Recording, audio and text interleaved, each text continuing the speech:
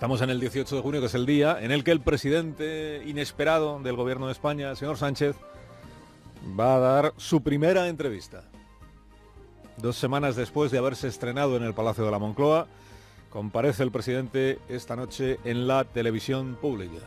Televisión española, 10 de la noche. En esto Pedro Sánchez ha innovado poco.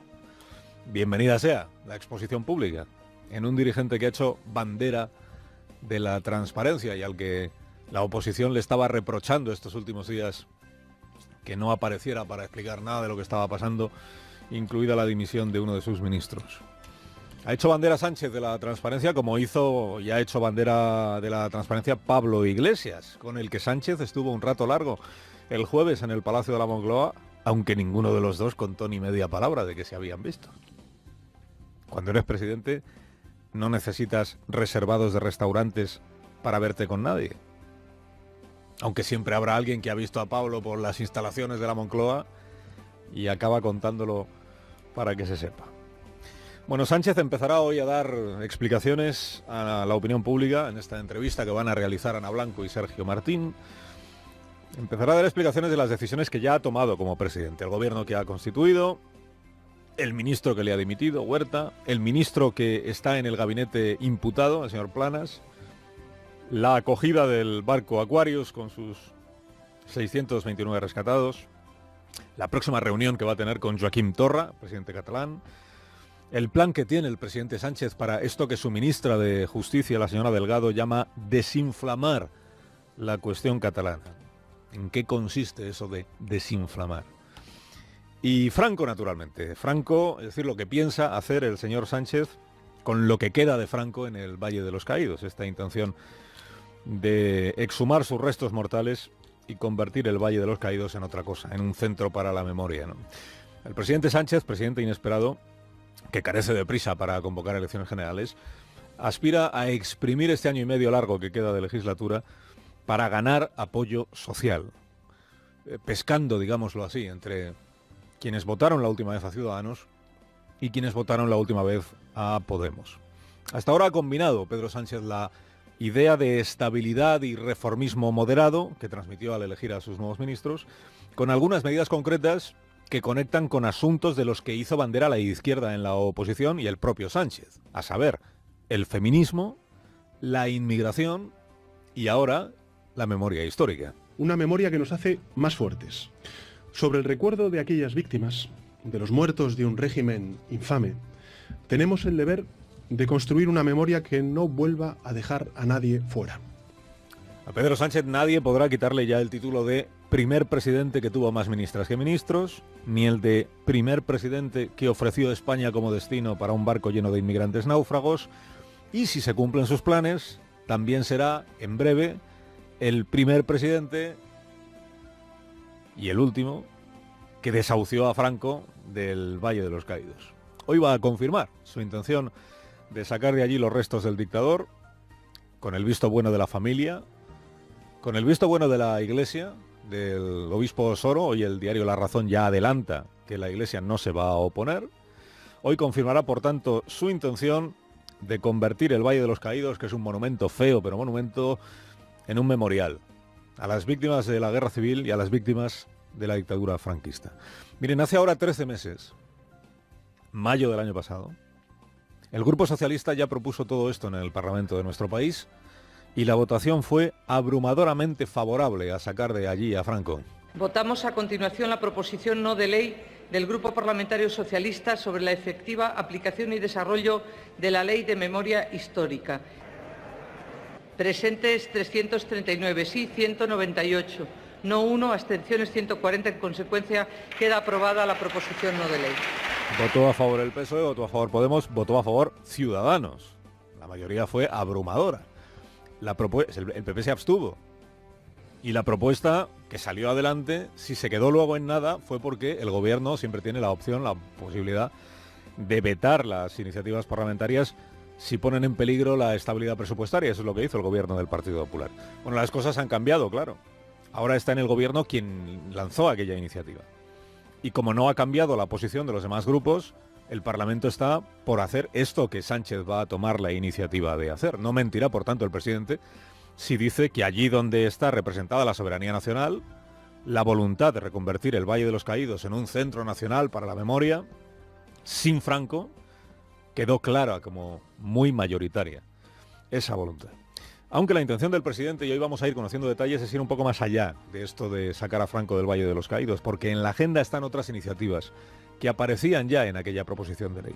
Por ejemplo, elaborar un censo nacional de desaparecidos. Obligar a todas las administraciones a encontrar los restos y a entregarlos a sus familias. Fíjense que esto ya aparecía en una declaración que aprobó por unanimidad la Comisión Constitucional del Congreso en el año 2002. Hace 12 años el Parlamento ya se pronunció en aquella ocasión de manera unánime, con el visto bueno también del Partido Popular, ya condenó la sublevación militar del año 36 y ya se comprometió a localizar a los desaparecidos y entregar sus restos a las familias, ¿no? Y a honrar a las víctimas de la guerra civil. Va a anunciar el presidente la intención de declarar nulas todas las sentencias de los tribunales franquistas que condenaron por motivos ideológicos o políticos. La sanción a los municipios que incumplan sus obligaciones de retirada de símbolos franquistas.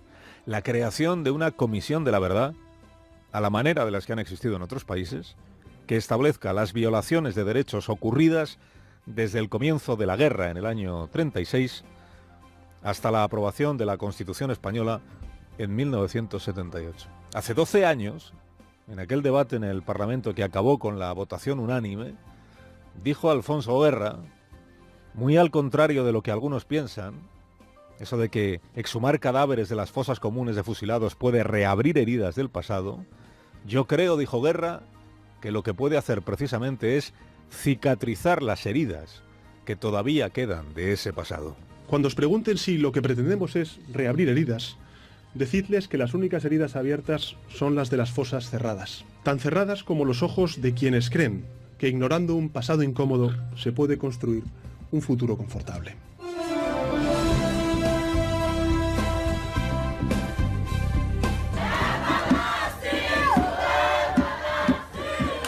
Llegó el Aquarius ayer a Valencia.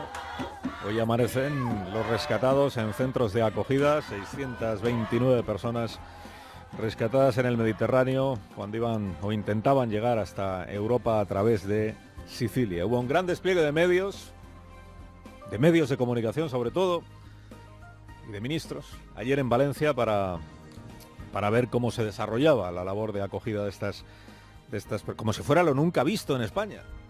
¿Cómo se acoge a los inmigrantes rescatados en alta mar? Hombre, si en algo tenemos experiencia, Italia y nosotros es en esto, en recibir a rescatados. Lo hace Salvamento Marítimo todos los días, lo hace en el sur de la península, en las costas de Andalucía, lo hace en Canarias, como todos sobradamente saben. La singularidad del Aquarius estuvo en la negativa del gobierno italiano a permitirle entrar en sus aguas. O sea, lo nunca visto fue que un barco de rescate de una ONG, cargado de náufragos, tuviera que navegar 4 días para llegar a un puerto seguro que le había ofrecido España. El viaje fue lo excepcional.